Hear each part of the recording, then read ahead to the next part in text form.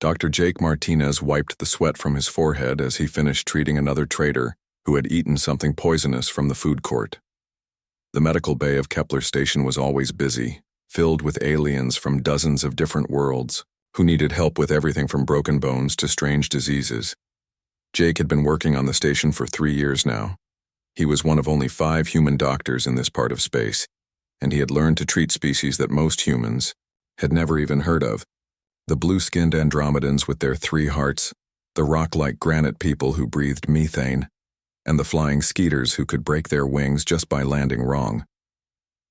But there was one species that Jake rarely saw in his medical bay. The Valerians. The Valerians looked like tall lizards that walked on 2 legs. They had green and brown scales, yellow eyes, and sharp teeth. Most of them stood about 7 feet tall and wore fancy robes that showed their rank in society. Jake had learned that Valerians had a strict system where some were born to rule and others were born to serve. The rulers were called high caste and they lived in the best parts of the station. The workers were middle caste and they did most of the trading and business. Then there were the low caste who cleaned and did simple jobs. At the very bottom were the discarded ones. Jake had only seen a few discarded ones and they were always alone. They did the jobs that no one else wanted to do. They handled dangerous chemicals, cleaned toxic waste, and worked in places where the air was bad. Other Valerians would not even look at them. Today was different though. Jake was walking back to his quarters after a long shift when he saw her. She was small for a Valerian, maybe only 5.5 feet tall. Her scales were duller than the others, more gray than green, and she wore rough brown clothes that were stained with chemicals. She was carrying a heavy container of waste materials, struggling to keep it balanced as she walked down the corridor. Jake had seen her before. Her name was Zira, and she worked in the waste processing section of the station. Every day she handled dangerous materials that other species used machines to deal with. But the Valerians made their discarded ones do it by hand. As Jake watched, Zira stumbled. The container slipped from her hands and crashed to the floor, spilling toxic waste everywhere. The smell was terrible, like rotten eggs mixed with burning plastic. Zira fell to her knees and started trying to clean up the mess with her bare hands. Other aliens walking by moved away quickly. A group of Andromedans made disgusted noises and covered their breathing holes. 2 middle-caste Valerians saw what happened and just walked past like nothing was wrong. Jake started to walk over to help, but a security guard stopped him. "Don't bother, Doc," said Officer Pete Collins, a human who worked station security. "That's just one of their untouchables. They're supposed to handle this stuff." "She's hurt," Jake said, pointing at Zira. He could see that her hands were burned from the chemicals, and she was moving slowly like she was in pain. "Not our problem," Pete replied. "The Valerians don't want us interfering with their people. Orders from the top." Jake watched as Zira continued to clean up the mess. Her movements were getting slower and slower. He could see that she was breathing hard and her scales were starting to change color. The chemicals were making her sick. "She needs medical help," Jake said. "She won't get it," Pete said sadly. "Her own people won't treat her. And our medical staff isn't supposed to help aliens from restricted castes. Something about not interfering with their culture." Jake felt angry. He had become a doctor to help people, not to watch them suffer because of stupid rules. As they watched, Zira finished cleaning up most of the spill.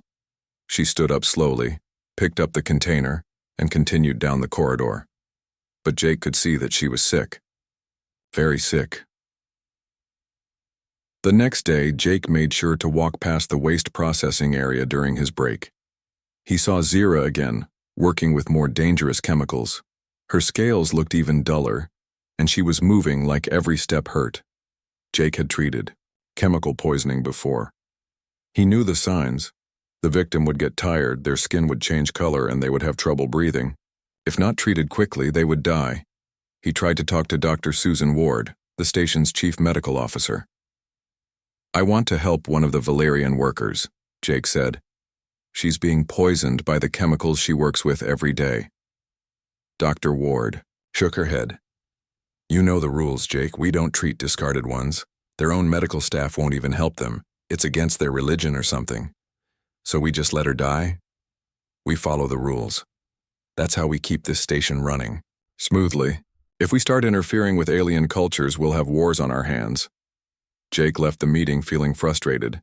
He had joined the medical service to save lives, not to watch people die because of politics. 3 days later, Jake was walking to lunch when he heard shouting from the waste processing area. He ran toward the noise and found a crowd of aliens standing around something on the floor. It was Zira. She had collapsed while carrying another container of toxic waste. The chemicals had spilled all over her and she was unconscious. Her breathing was very shallow and her scales had turned almost completely gray. "Someone call medical," Jake shouted as he knelt down next to her. "No point," said a Valyrian security officer. "She's discarded. Let her die with dignity."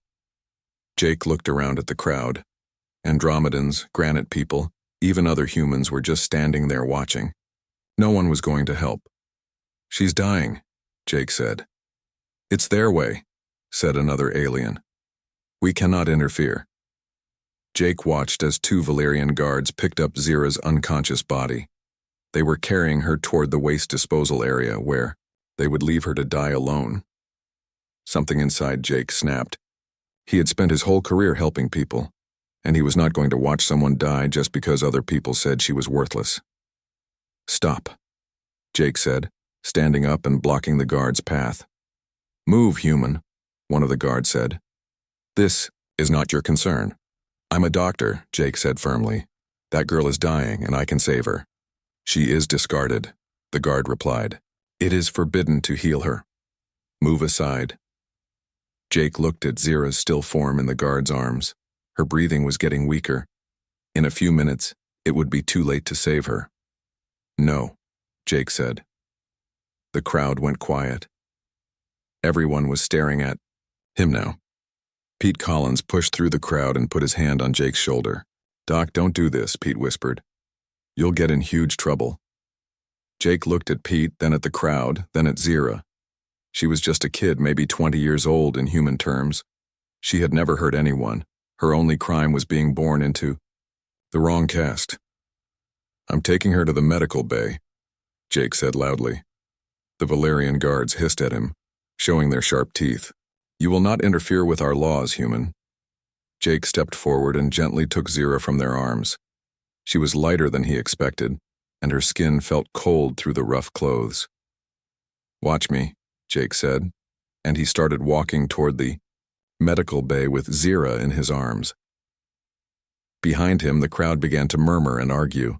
Some aliens said he was brave, others said he was foolish. The Valyrian guards were calling for backup on their communicators. Jake knew that in a few minutes he would have half the station's security force trying to stop him, but right now, he had a patient who needed help, and that was all that mattered. Jake Martinez had no idea that carrying one dying alien girl to his medical bay would change the entire galaxy. He only knew that someone needed help, and he was the only one willing to give it. Jake carried Zira through the corridors of Kepler Station as fast as he could walk. Her breathing was getting weaker with each step. Other people moved out of his way, some staring in shock, others turning away like they did not want to see what was happening. The medical bay doors slid open as Jake approached. His assistant, Nurse Amy Johnson, looked up from her desk and her eyes went wide. "Jake, what are you doing?" Amy asked, jumping up from her chair. "She's dying from chemical poisoning," Jake said, carrying Zira to the nearest examination table. "I need to start treatment right now." Amy looked nervous. "But she's a discarded one. We're not supposed to treat them. Dr. Ward will be furious." Jake was already scanning Zira with his medical equipment. The readings were bad. Her blood was full of toxins, her organs were shutting down, and her body temperature was dropping fast. "I don't care what Dr. Ward says," Jake replied, pulling out IV tubes and medication. "This girl is going to die if I don't help her." Amy hesitated for a moment, then started helping Jake prepare the treatment area. "What do you need me to do?" Jake smiled. Amy was a good nurse and a good person. He knew she would help once she saw how serious this was. "Start an IV line," Jake said. "I need to flush the toxins out of her system before they cause permanent damage." The problem was that Jake had never treated a Valyrian before. All the medical books said that Valyrians had completely different biology from humans. Their blood was different, their organs worked differently, and human medicines were supposed to be dangerous for them. But as Jake looked at his scanner readings, something seemed wrong. Zira's blood chemistry looked very similar to human blood. Her heart rate and breathing patterns were almost identical to what Jake would expect from a human patient with the same symptoms. "Amy, look at these readings," Jake said, pointing to his screen. "Does this look like alien biology to you?" Amy studied the numbers carefully. She had been a nurse for 10 years and had treated many different species. "This looks almost human," she said, confused. "But that's impossible. The Valyrians told us their biology was completely different." Jake thought about this as he prepared the medicine. Maybe the Valyrians had lied about their biology. But why would they do that? Before he could think about it more, the medical bay doors burst open. Commander Lisa Hayes stormed in with 4 security guards behind her. "Dr. Martinez," Commander Hayes said in an angry voice, "you will stop this treatment immediately and return that alien to her people." Jake did not look up from his patient. He was inserting the IV line into Zira's arm, being very careful because her scales made it harder to find a vein. "I'm busy saving someone's life, Commander," Jake said calmly. "We can talk about this later." "You will stop now," Commander Hayes repeated. "That's a direct order." Jake finally looked up at her. "Are you ordering me to let my patient die?" Commander Hayes looked uncomfortable. She was a fair person who usually tried to do the right thing, but she also had to follow the rules that kept the station running. "The Valyrian government has made it clear that treating discarded ones is forbidden," she said. "If we interfere with their culture, they could leave the station. That would hurt our economy and our relationships with other species. So money is more important than this girl's life?" Jake asked.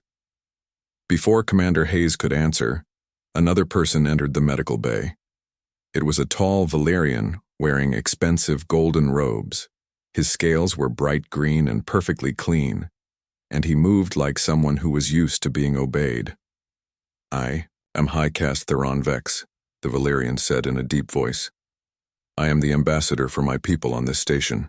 You will release our property immediately." Jake felt angry when he heard Zira called property, but he kept working on her treatment. The IV was in place now, and he was starting to give her medicine to help her body fight the poison. "She's not property," Jake said without looking up. "She's a person, and she's my patient," Theron Vex hissed, showing his sharp teeth. "You do not understand our ways, human. That creature is discarded. It is against our sacred laws to heal her. You are committing a terrible sin." "The only sin I see is letting people die when you could save them," Jake replied. Amy was monitoring Zira's vital signs on the scanner. "Jake, look at this," she said quietly. "Her blood chemistry is responding to the human medicine. It's working." Jake looked at the readings and felt excited. Zira's toxin levels were dropping, her breathing was getting stronger, and her body temperature was starting to rise. The treatment was working perfectly, just like it would on a human patient. "This proves it," Jake said to Amy. "Valyrian biology is much more similar to human biology than they told us." Theron Vex heard this, and his eyes went wide. "You will stop this examination immediately," he said, sounding worried for the first time. "Why?" Jake asked, looking at the ambassador. "What don't you want me to find out?" Commander Hayes stepped forward. "Dr. Martinez, I'm ordering you to stop this treatment and hand over your patient. That's final." Jake looked at Zira lying on the table. Her color was already getting better and her breathing was stronger. The medicine was saving her life. If he stopped now, she would die within an hour. "No," Jake said firmly. "Then you're under arrest," Commander Hayes said sadly. She nodded to the security guards. But before the guards could move, Amy stepped in front of Jake. "If you arrest him, this patient will die," she said. "Are you really going to have that on your record, Commander?" 2 more people entered the medical bay. It was Dr. Ward and another human doctor named Carl Brown. "What's all this noise about?" Dr. Ward asked. Then she saw Zira on the table, and her face went red. "Jake, what have you done?" "I saved someone's life," Jake said. And I discovered something important. Valerian biology is not what they told us it was. Dr. Ward looked at the scanner readings and frowned.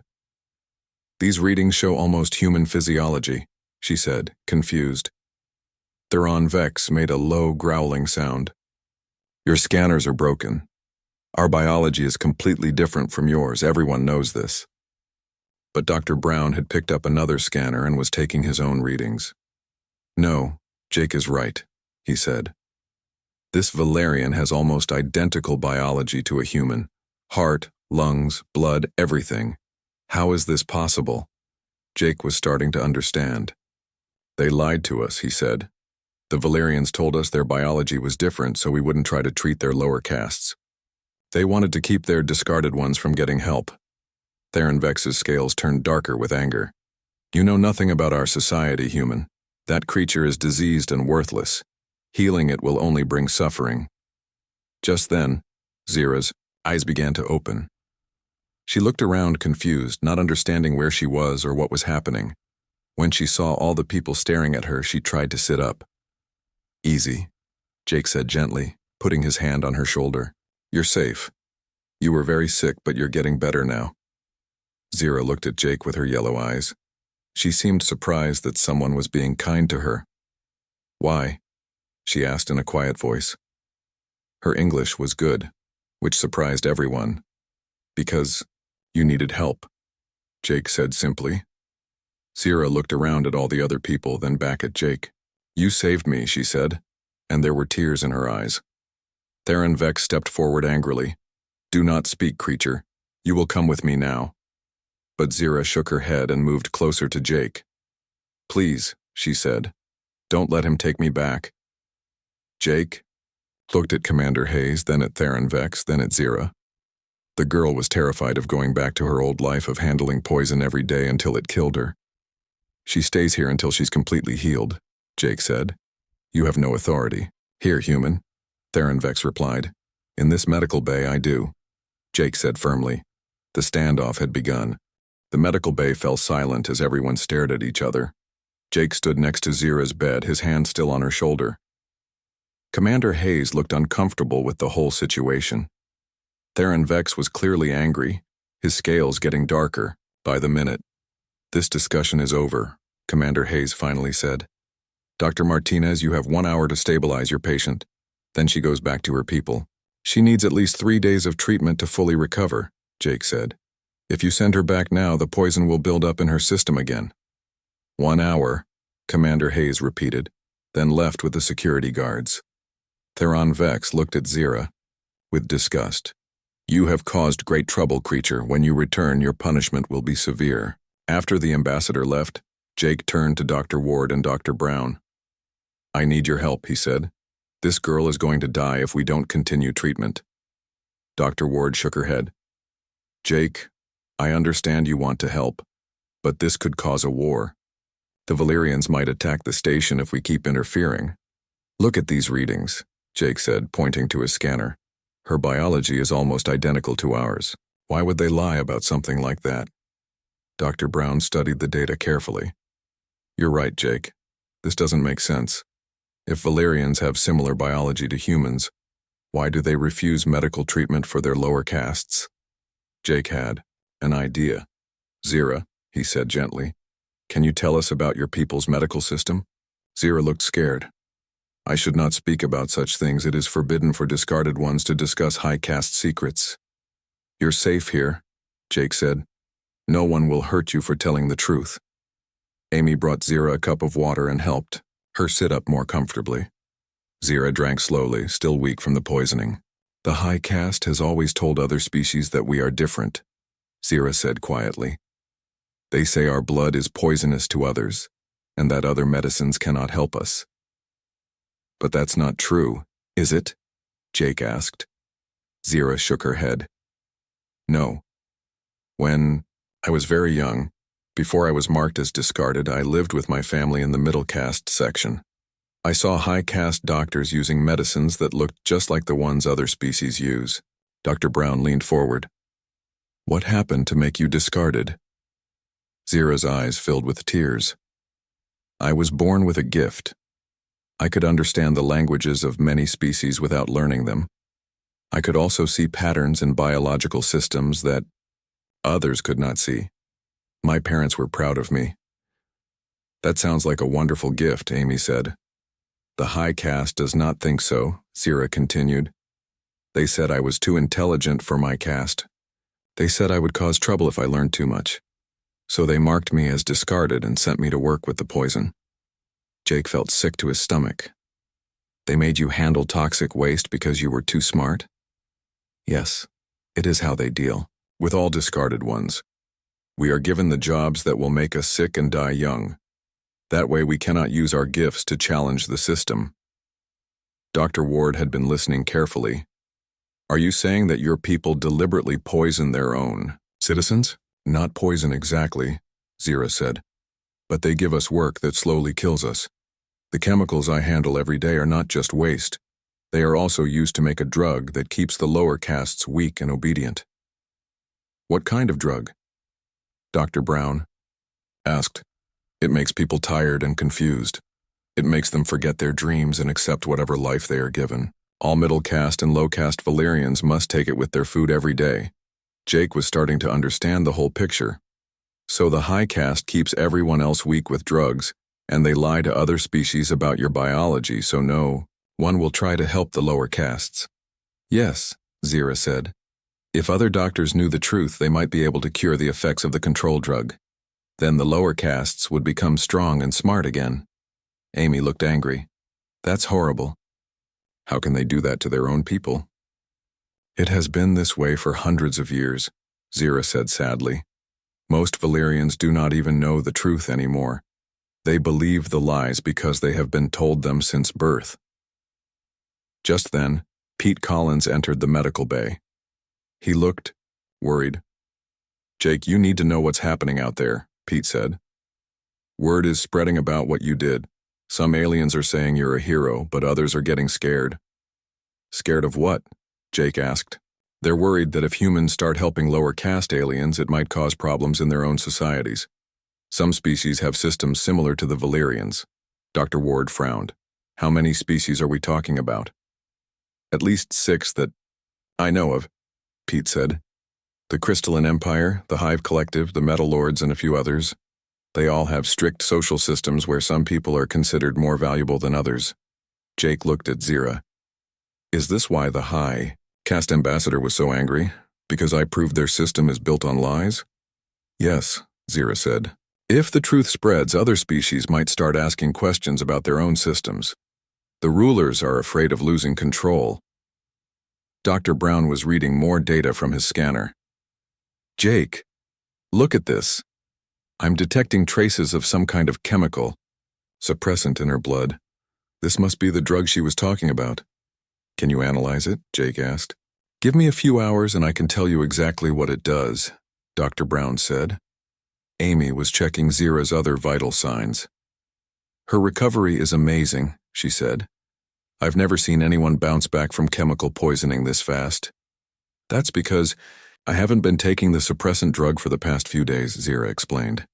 When I got too sick to eat, I stopped getting the daily dose. My mind has been getting clearer. Jake sat down next to Zira's bed. What's your real name? He asked. I mean, what did your parents call you before you were marked as discarded? Zira was always my name, she said. But my family name was taken away when I was marked. My parents called me Zira Brightscale because of my gift for seeing patterns. That's a beautiful name, Amy said. What would you do if you were free? Jake asked. If you didn't have to work with poison anymore?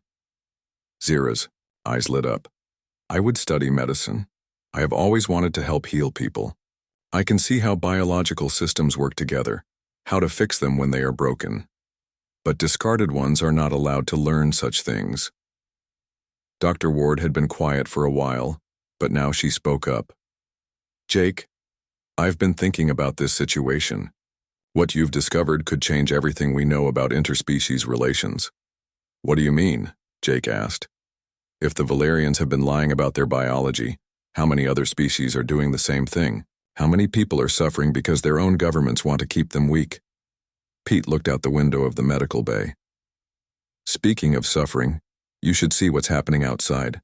There are crowds of aliens gathering. Some are protesting against what Jake did, but others are supporting him. What kind of support? Amy asked. I saw some low-caste workers from different species trying to get into the medical bay. They want to be tested to see if their biology is similar to other species too. Jake realized that his simple act of helping one sick girl had started something much bigger. This is getting complicated, he said. It's about to get more complicated, Pete said. Commander Hayes just got a message from Earth. The Human Council wants to talk to you, Jake. They're sending a ship. Zira looked scared. Will they make you stop helping me? Jake took her hand. No matter what happens, I won't let them hurt you. I promise. But even as he said it, Jake knew that promises might not be enough. The situation was growing beyond anything he could control. What had started as a medical emergency was becoming an interstellar political crisis, and at the center of it all was one young alien girl who just wanted the chance to live and learn. 3 days had passed since Jake saved Zira's life. The medical bay had become the center of attention for the entire station. Outside, crowds of aliens gathered every day, some angry and some hopeful. Inside, Jake continued treating Zira while trying to understand what he had started. Dr. Brown had finished analyzing the drug in Zira's blood. The results were worse than anyone had imagined. This chemical doesn't just make people weak, Dr. Brown explained to Jake and Amy. It actually damages the parts of the brain that control creativity, problem-solving, and independent thinking. People who take this drug for years become unable to question authority or imagine a different life. How many Valerians are affected? Jake asked. According to Zira, almost everyone except the high caste, Dr. Brown said. That's millions of people living as mental slaves. Zira was sitting up in bed now, looking stronger every day. Her scales had returned to their natural green color, and her eyes were bright with intelligence. It's worse than you know, she said. The drug is also given to some species that trade with the Valerians. They mix it into food supplies and medicine shipments. Amy looked shocked. That means other species might be drugging their own people, without knowing it. Jake felt the weight of responsibility growing heavier. What had started as saving one life was now revealing a conspiracy that affected multiple worlds. Commander Hayes entered the medical bay with a grim expression. Dr. Martinez, I need to speak with you privately. Jake followed her to a small office next to the medical bay. Commander Hayes looked tired and stressed. Jake, I've received an ultimatum from the Galactic Trade Consortium, she said. They're demanding that you be arrested and charged with cultural contamination. Cultural contamination? Jake asked. I saved someone's life. That's not how they see it. 6 different alien governments have filed complaints. They say you're interfering with their internal affairs and encouraging rebellion among their lower classes. Jake sat down heavily. What's the punishment for cultural contamination? 20 years in prison, and the station loses its trading license. That means thousands of people lose their jobs, and this sector loses its main hub for interspecies commerce. So if I don't surrender myself, everyone suffers? Commander Hayes nodded sadly. The consortium has given us 24 hours to decide. After that, they'll send warships to arrest you by force. Jake thought about Zira, about all the lower caste aliens who were starting to hope for a better life, about the millions of people living under the influence of mind-control drugs. What does Earth say about this? Jake asked. That's the other problem. The Human Council is divided. Half of them want to protect you and support what you've done. The other half think you've caused an interstellar incident that could lead to war. Jake returned to the medical bay feeling defeated. Zira took one look at his face and knew something was wrong. They want you to surrender, don't they? She said. How did you know? I've seen this before. Whenever someone tries to help the discarded ones, the high caste finds a way to punish them. They make the cost so high that good people give up. Amy was monitoring the news feeds from across the galaxy. Jake, you need to see this, she said, pointing to her screen. The news was showing protests on several different worlds. On the Valerian homeworld, thousands of lower caste citizens were marching in the streets demanding medical treatment and an end to the control drugs. On other planets, similar protests were starting. Your actions have inspired people across the galaxy, Amy said, but it's also making the rulers angry. Pete Collins burst into the medical bay. Jake, we have a problem. Theron Vex is back and he's brought friends. Through the window, Jake could see a group of Valerian guards in the corridor outside. They were wearing heavy armor and carrying weapons. They're not alone, Pete continued. There are also Crystalline Empire enforcers and Hive Collective soldiers. It looks like they're planning to take Zira by force. Jake looked at Zira, who had gone pale with fear. They can't come in here, he said. This is a medical facility. I don't think they care about rules anymore, Pete said. Dr. Ward and Dr. Brown entered the medical bay, both looking worried. Jake, the station council is meeting right now, Dr. Ward said. They're voting on whether to hand you over to the consortium. What do you think they'll decide? Jake asked. They're scared, Dr. Brown said. The economic pressure is enormous. Some council members are saying that one person's life isn't worth destroying the entire station. Zira stood up from her bed, still weak, but determined. Dr. Jake, you should let them take me. I'm not worth all this trouble. Don't say that, Jake said firmly. Every life has value. That's what makes us human. Amy was still watching the news feeds. The protests are getting bigger, she said. On the Valerian homeworld, the government has declared martial law. They're trying to force people back to work, but many are refusing. Just then, the medical bay doors opened. Commander Hayes entered with 2 security officers. I'm sorry, Jake, she said. The council voted. You have 1 hour to say goodbye to your patient. Then you'll be transferred to consortium custody. Jake felt his heart sink. He had known this moment would come, but he wasn't ready for it. What about Zira? He asked. She'll be returned to her people, Commander Hayes said, not meeting his eyes. They'll kill her slowly, Jake said. You know that. I know, Commander Hayes said quietly. But I have to think about the thousands of other people who live and work on this station. After Commander Hayes left, Jake sat down next to Zira's bed. I'm sorry, he said. I tried to help you, but I've only made things worse. No, Zira said, taking his hand. You gave me something I had never had before. Hope. For the first time in my life, I felt like a real person instead of just a thing to be thrown away. Amy and Dr. Brown were working at a computer terminal in the corner. Jake, come look at this, Amy said. On the screen was a message from the human ship that was coming to the station. But it wasn't from the Human Council. It was from a group of human doctors, scientists, and aid workers. We've heard about what you've done, the message said. We're not here to arrest you. We're here to help. We believe that medicine should be available to everyone, regardless of species or social status. Jake felt a spark of hope. How many people are on that ship? 200 volunteers, Amy said. Doctors, nurses, researchers, and even some soldiers who want to protect medical facilities. Pete came running into the medical bay again. Jake, something's happening outside. The crowds are getting bigger, and they're not all angry anymore. Through the window, Jake could see that Pete was right. Mixed in with the protesters were hundreds of lower caste aliens from different species. They were chanting something in various languages. What are they saying? Jake asked. Zira listened carefully. They're saying, save the healer, in different languages. They want to protect you. Dr. Brown looked up from his computer. Jake, I've been analyzing the drug compounds from several species. The conspiracy is bigger than we thought. At least 12 different species are using similar control, drugs on their populations. Which means saving Zira was just the beginning, Jake said. Amy nodded. If we can prove that these drugs are being used illegally, we might be able to help millions of people. Jake looked around at his friends and colleagues. Amy, who had stood by him from the beginning. Dr. Brown, who had helped analyze the evidence. Pete, who had brought news and support. Even Dr. Ward, who was trying to balance doing what was right with protecting the station. And Zira, the young alien girl whose life he had saved, who had shown him the truth about an entire system of oppression.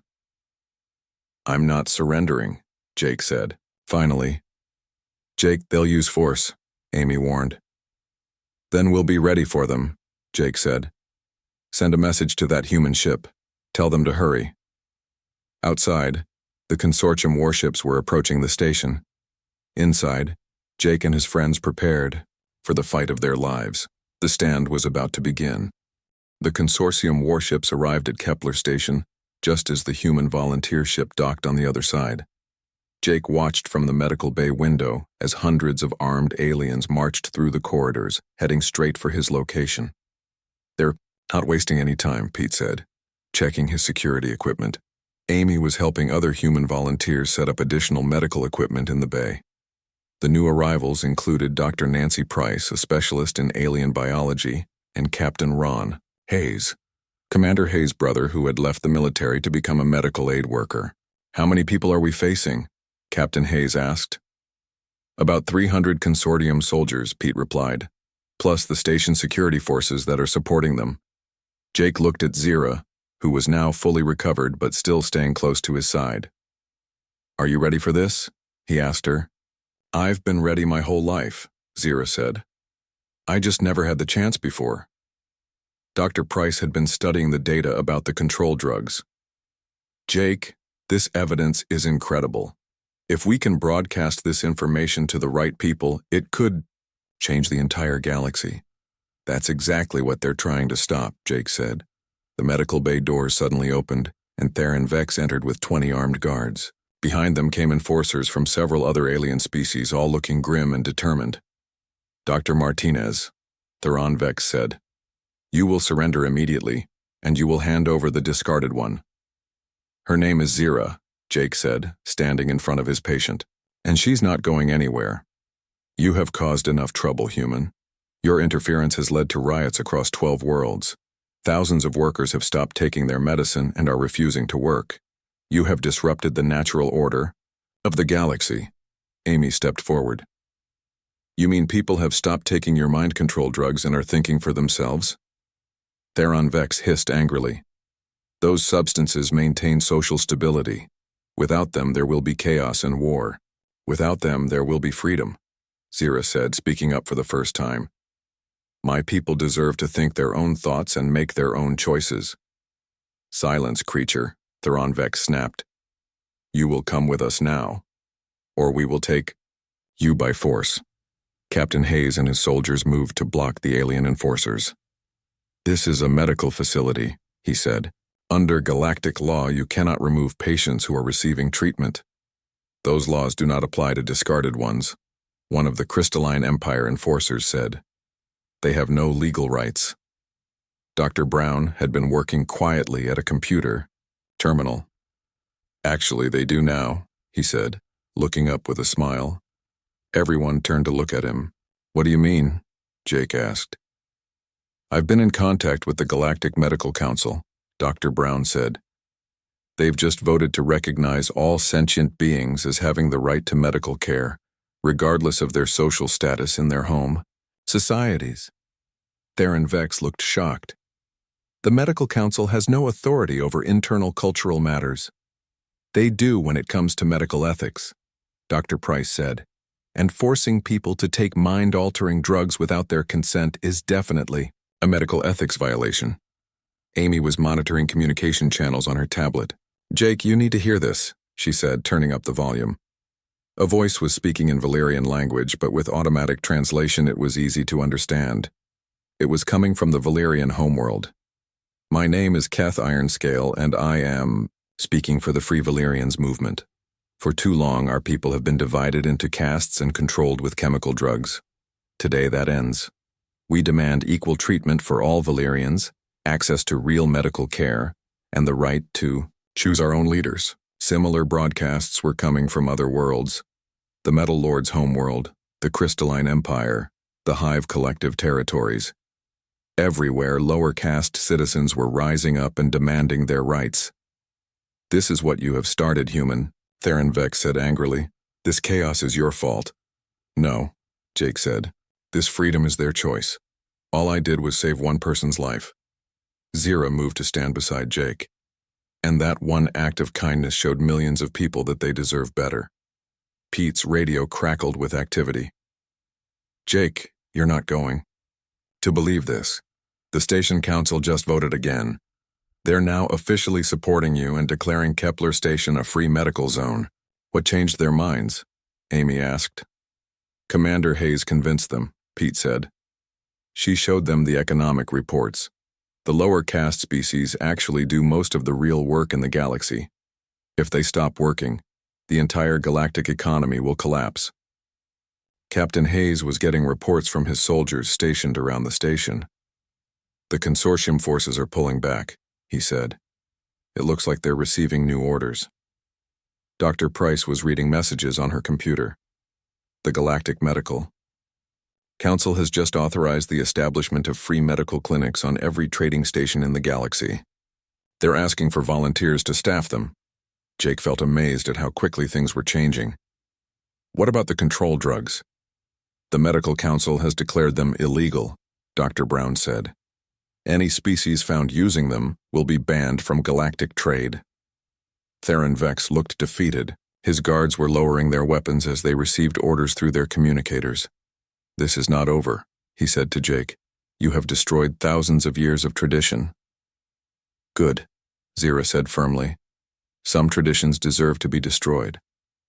As the alien enforcers left the medical bay, Jake finally allowed himself to relax. But Zira was not finished. Dr. Jake, I want to ask you something, she said. Anything, Jake replied. Will you teach me to be a doctor like you? Jake smiled. I'd be honored to teach you, but I think you already know more about biology than most doctors. Amy was reading more reports from across the galaxy. Jake, they're calling you the Great Liberator on some worlds. There are statues being built in your honor. That's embarrassing, Jake said. I just did what any decent person would do. That's exactly the point, Captain Hayes said. Most people in positions of power wouldn't have risked everything to save one alien girl. But you did, and it inspired others to be brave too. Over the following weeks, Kepler Station was transformed. The medical bay expanded into an entire medical center. Doctors and nurses from dozens of species came to learn how to treat patients from other worlds. Jake found himself teaching classes on interspecies medicine to eager students. Zira proved to be his best student. Her natural ability to understand biological systems, combined with her freedom from the controlled drugs, made her an exceptional healer. Within months, she was treating patients on her own and developing new techniques for cross-species medicine. The revolution that started with one act of kindness spread across the galaxy. Oppressive caste systems were overthrown on world after world. The controlled drugs were destroyed and millions of people experienced true freedom of thought for the first time in their lives. Jake often thought about that day when he first saw Zira collapse in the corridor. If he had followed the rules and walked away, none of this would have happened. Millions of people would still be living as mental slaves. But he hadn't walked away. He had chosen to help, and that choice had changed everything. 1 year later, Jake and Zira opened the first interspecies medical academy on Kepler Station. Students came from across the galaxy to learn that medicine had no boundaries, that every life had value, and that sometimes the most important thing a person could do was simply refuse to let someone suffer alone. On the wall of the academy's main hall, there was a simple plaque with a quote from Jake. A doctor's job is to heal. Everything else is just politics. And in smaller letters below, dedicated to all those who choose compassion over convenience. Jake Martinez had become a doctor to save lives. He never expected that saving one life would save millions. But that was the power of human kindness. It had a way of spreading far beyond what anyone could imagine. The galaxy was a better place because one human medic had refused to walk away when someone needed help.